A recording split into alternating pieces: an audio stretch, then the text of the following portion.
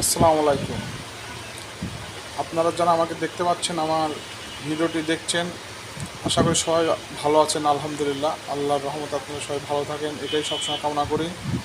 প্রিয় দেশবাসী, ভাই ও বোনেরা, যারা সুবিধাভোগী বা সুবিধা ভোগ করার চেষ্টায় স্বপ্ন বিভোর দেখছেন, সুবিধা ভোগ করার অপেক্ষায় থাকবেন না। কারণ বাংলাদেশ এমন একটি নতুন রাষ্ট্র হিসাবে আগামীতে পদচারণা করতে যাচ্ছে, যেখানে কোনো রকম অনৈতিক দুর্নীতি, বৈষম্য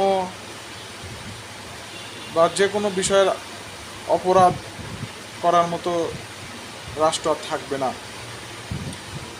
পুলিশ প্রশাসনকে আমাদের রাজনৈতিক মহল এমনভাবে ব্যবহার করেছে, তাদের পোশাক কুত্তার মতো, কুত্তাকে যেমন এইটা কর ওইটা করে এভাবে হুকুম করে, ঠিক পুলিশ বাহিনীকে আমাদের দেশের সুবিধাবাদী রাজনীতিবিদরা এভাবে ব্যবহার করে তাদের যে একটি আত্মসম্মান, আত্মমর্যাদা, তারা দেশের জন্য যেভাবে পরিশ্রম করে, তাদেরকে এভাবে ব্যবহার করে তাদের আজকে সম্মানহানি করেছে, তাদের আজকে জাতির কাছে একটি ভিলেন হিসাবে পরিচিত করেছে।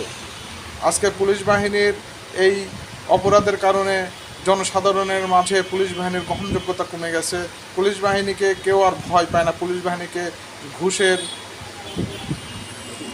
রাজ্য মনে করে যে পুলিশ বাহিনী মানে ঘুষখোর, পুলিশ বাহিনী মানে অপরাধ জগতের আর এক নাম পুলিশ বাহিনী। পুলিশ বাহিনী এমন অপরাধে লিপ্ত হয়ে গেছিল, সাধারণ মানুষকে এতই বিরক্ত করেছে, এতই বিপদে রেখেছে, সামান্য 2-5 হাজার টাকার জন্য তাদেরকে এই পুলিশ বাহিনী হয়রানি করেছে। তাই আগামীতে এমন একটি পুলিশ বাহিনী ইনশাল্লাহ বাংলাদেশে তৈরি হবে, যে পুলিশ বাহিনী তার নিজ নিজ নিয়ন্ত্রণে চলাফেরা করবে, কারোর হুকুমের গোলাম হবে না। একমাত্র রাষ্ট্রীয় সম্পদ, রাষ্ট্রীয় হুকুম ছাড়া কোনো ব্যক্তি, কোনো মন্ত্রী, এমপির গোলাম থাকবে না তারা। তাদের প্রোটোকল দেওয়ার জন্য পুলিশ বাহিনী নয়, পুলিশ বাহিনী জনগণের প্রোটোকল দেওয়ার জন্য, পুলিশ বাহিনীর জনসেবা করার জন্য। পুলিশ বাহিনী একটি জনসেবামূলক প্রতিষ্ঠান। তাই এই প্রতিষ্ঠানকে কেউ অসৎ পথে ব্যবহার করার স্বপ্ন আর দেখবেন না। পুলিশ বাহিনীকে দিয়ে ওর পিছনে লেলিয়ে দিয়ে আপনার স্বার্থ হাসিল করার চেষ্টা করার স্বপ্ন কখন আর দেখবেন না। বাংলাদেশে এরকম পুলিশ বাহিনী আর থাকবে না ইনশাল্লাহ। আমি বিশ্বাস করি আগামীতে যে পুলিশ বাহিনী আমাদের মাঝে উপস্থিত হবে, তাদের এক নতুন রূপ নিয়ে উপস্থিত হবে।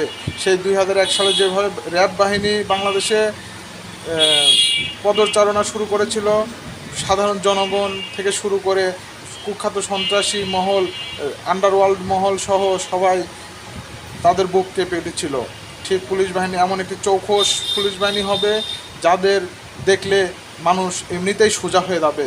আজকে ঢাকার শহরের ছাত্রদের ট্রাফিক আইন পরিচালনা করা দেখে আমি একদমই আবেগতুল্য